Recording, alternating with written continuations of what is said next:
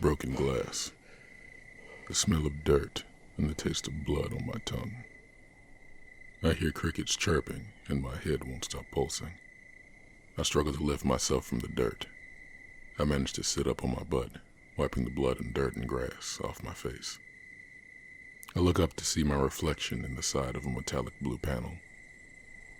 Upon closer inspection, I find it to be a car door. My hands begin to tremble as I begin to recognize the situation. With a shaky hand and even shakier knees, I lift myself onto my feet.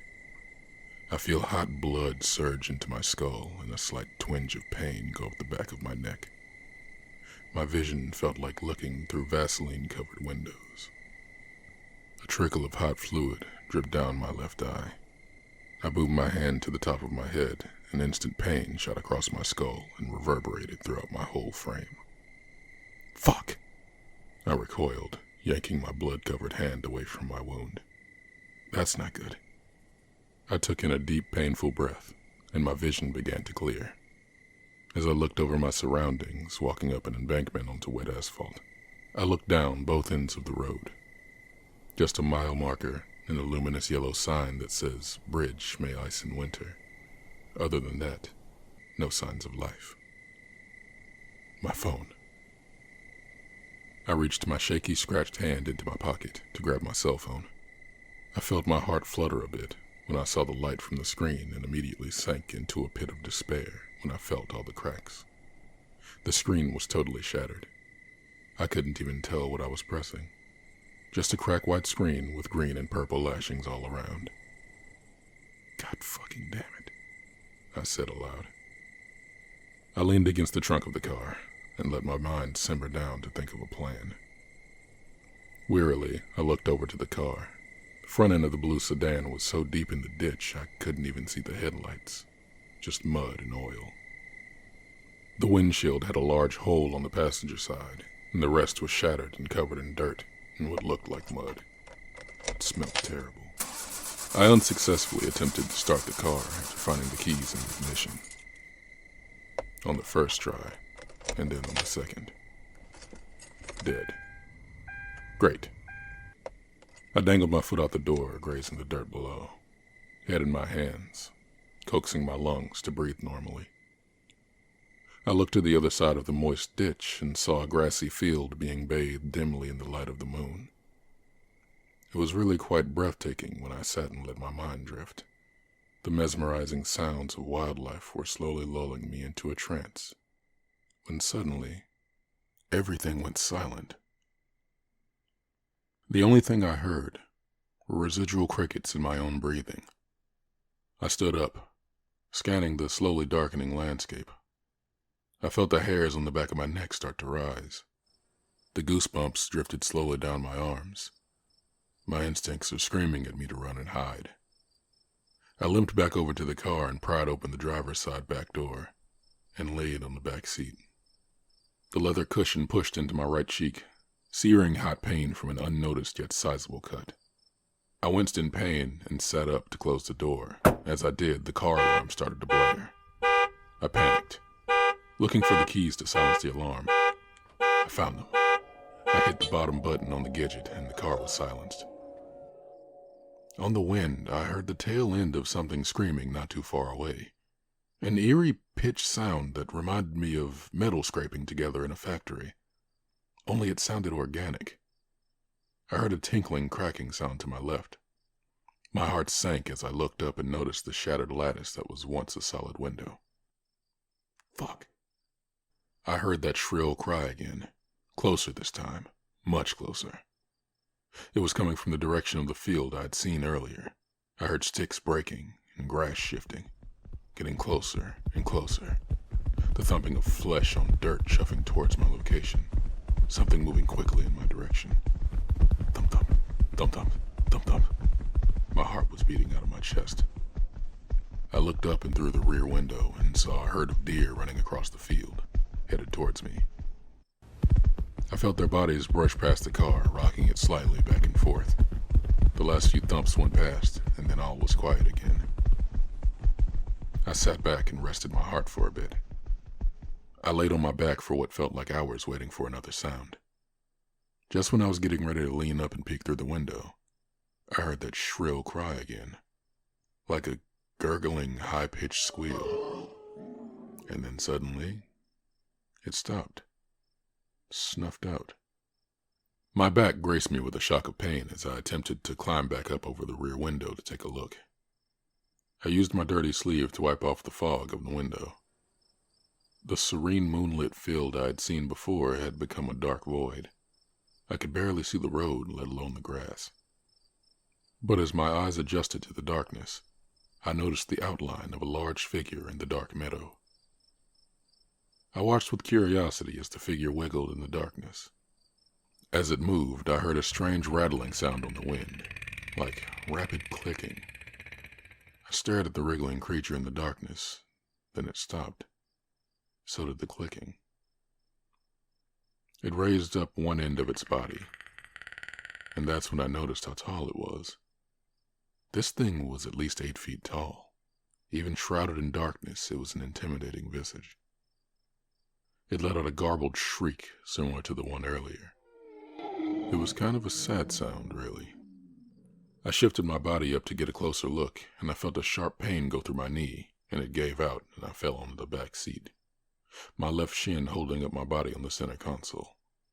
I rubbed my leg and looked back out the window. The thing was gone, but there was something left in the field, something steaming in the cold air. I strained my eyes a bit. Antlers were sticking up out of the grass, way too big to be from a deer. The carcass itself must have been enormous. I know bears can take on moose, but that thing didn't look like any bear I'd ever seen. There was a musky, wet dog smell permeating the air. I pulled my shirt over my nose. What the hell? I lowered myself back down in the back seat. I looked through the space between the driver's side door and the seat to see a shadow moving across the dashboard. A big one. More clicking. The sounds moving in tandem with the shadow. I heard a guttural grunt come from right above my head. I feel my heartbeat thumping in my throat as I try to control my breathing. I cover my mouth with my hands. The squeaking sound of flesh rubbing the side of the car door sent shivers down my spine as the thing reached the trunk of the car. I felt a small jerk as the car settled from a weight being removed. More snorting. Still moving around me, clicking getting more rapid as it continued. I looked past the shadow moving across the roof of the car and suddenly remembered a glaring breach in my safety. The shattered window. My adrenaline spiked as I tried to come up with a plan. It's gonna get in. It's gonna get in and it's gonna tear me to shreds. It bumped the car again, and suddenly an idea formed. Animals hate loud noises, right? I slowly grabbed the key sitting on the dirty car floor beside me. I took a deep breath and hit the alarm button. I saw the shadow jerk away from the roof, and I opened the car door and threw myself out into the night. Wounds be damned, I was going to survive this night. I ran into the woods as fast as I could, all thoughts focused on finding safety. A person, a house, lights, anything. My brain and body were on fire. My lungs were working themselves to death as I pulled in painful breath after breath, pushing my bruised legs and arms to their limits. The sound of the car alarm was getting further and further away as I ran. When I got far enough away that it was barely audible, I slowed down, noticing that all was quiet again. Maybe it didn't notice me. I slowly trotted further into the woods, cold sweat dripping down my back. I watched the steam from my breath flowing in front of me as I attempted to collect myself and survey my surroundings. I was in the middle of nowhere, in almost complete darkness. I could make out the base of the trees around me, but beyond that, it was just terrifying darkness surrounding me. I started to wonder if running off had been a smart idea. Just then, a sound broke the silence. That same sad screech from before. It was coming from the opposite direction I came from. It had gone around me. Were there more? Had it been waiting for me to run into it? An ice-cold sense of dread showered over me as I realized I was being hunted. I looked around for anything I could hide behind. I found the base of a rather large tree and crouched behind it, looking around for anything in the woods. More thumping from the right side.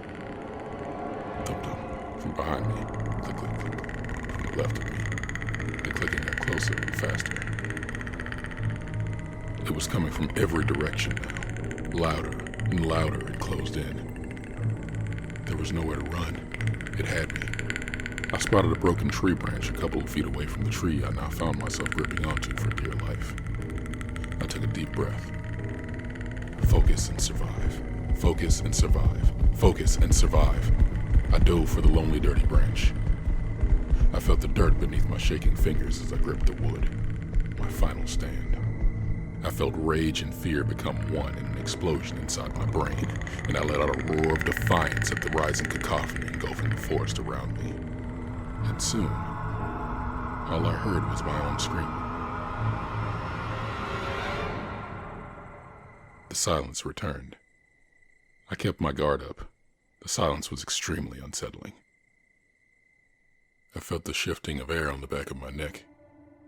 I turned and saw nothing. Nothing but pitch black darkness. And then I was floating. I opened my eyes and everything was fuzzy.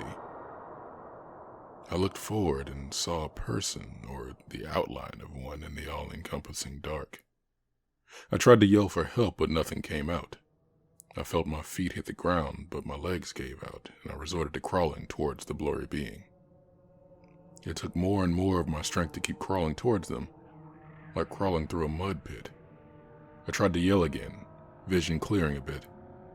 I heard a voice, a faraway voice, yelling something I couldn't understand. Again and again, the same unintelligible words. I heard a humming sound from behind me, thrumming louder and louder and louder. I turned and saw a blinding light. I felt my throat squeeze out a silent shriek. I awoke with a start to the sound of beeps and muffled talking. Chest heaving, thoughts going a mile a minute. I scanned my surroundings. I was in a bed. There were lights. I saw people. There were people. I began to sob slowly, hardly able to move. I was safe. I was finally safe.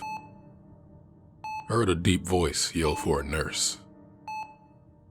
A hospital. I looked in the direction of the voice. It was a light-skinned man in a brown and gray police uniform.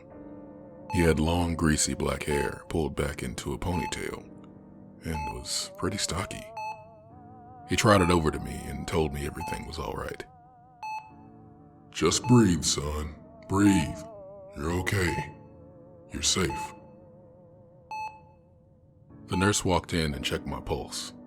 Another man, one in a blue button-up, put on gloves and walked towards the bed. This must be the doctor.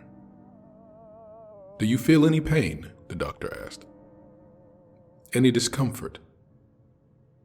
I attempted to regain my composure, wiping the snot from my nose with the bed sheets. "No," I replied. I feel fine." He grabbed my chin and pulled out a thin black tube from his pocket and clicked it. "Keep your eyes open and follow the light, please." I did as I was told. The light hurt my eyes a bit, and I felt my skin starting to crawl, my hands beginning to sweat. My breathing shortened, and I felt my throat beginning to close. Could I get some water, please?" I choked out through dry, cracked lips. The officer sitting to my right gave me a glass of water. I tried to reach for the glass and noticed my left arm was immovable. I pulled the sheets. My entire left arm was in a cast. I used my bandaged right arm to lift the cold glass up to my lips. I felt the refreshing liquid rush down my throat, and I felt my body relax again. "He good to answer some questions, Doc?" the officer asked. "Yes, but please don't get him too worked up, Buck." Officer Buck. I looked at his face a little closer as he pulled out a notepad. He had a rough face, like it probably hurt for him to smile. Clearly the face of someone who's seen too much. He looked tired, aged. But his eyes were an emerald green color, a hue I'd never seen before. It was almost hypnotizing. "Okay, son, if at any time you feel uncomfortable or tired, let me know and we can take a break, okay?" I nodded. "First things first. My name's Buck. I'm the sheriff of Nelson's Perch. What's your name, son?" I opened my mouth to speak, but suddenly realized I didn't have a response for his question. I racked my brain trying to find the answer to a problem that should be simple, but I had nothing. Like there was a spot in my brain for the thing called a name, but the spot was empty. I don't know, I stammered. I don't know. Where are my clothes?" "You didn't have any when we found you," said Officer Buck. "What?" Officer Buck let out a sigh. "A couple of hunters found you naked in the woods 2 days ago. Looked like a bomb had gone off out there. You were burned on your arms and chest, too. You're lucky to be alive, kid. Is there anything you can tell me about what happened in the woods? What the hell were you doing out there?" I tried, but I couldn't remember anything before I woke up beside the car. Just broken glass, the smell of dirt and blood, and clicking.